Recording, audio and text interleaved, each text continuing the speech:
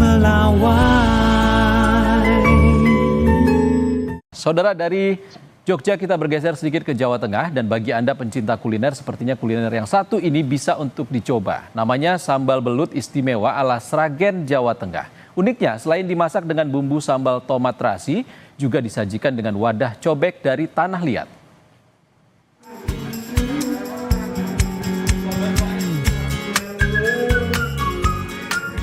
Itulah lezatnya sambal belut Wahid Ismail yang ada di Desa Puro, Kecamatan Karangmalang, Kabupaten Sragen, Jawa Tengah.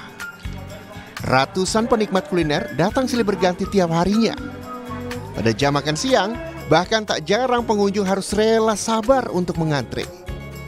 Semua demi menikmati renyahnya belut goreng dan ditambah nikmatnya bumbu sambal tomat terasi yang disajikan dengan wadah cobek dari tanah liat. Tak hanya dari Solo Raya dan sekitarnya, kelezatan hidangan tradisional ini menarik penikmat kuliner dari berbagai daerah lainnya.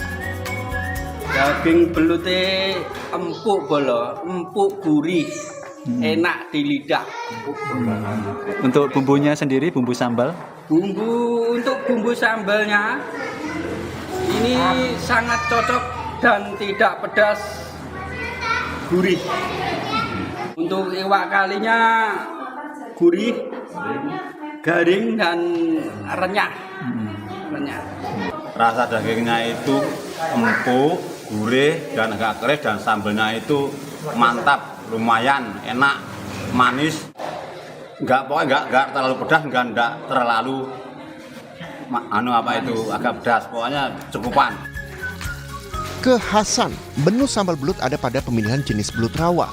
Karena selain ukurannya besar, rasa juga gurih dan mudah dimasak. Selain menu sambal belut juga ada iwak kali goreng hingga garang asem belut.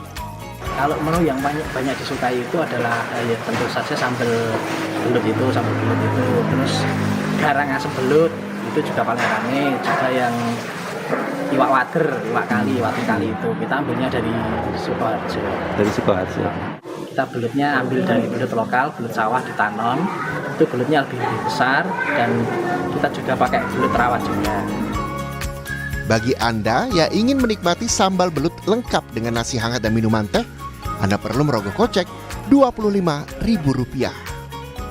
Nugroho Yuliawan, Kompas TV, Sragen, Jawa Tengah.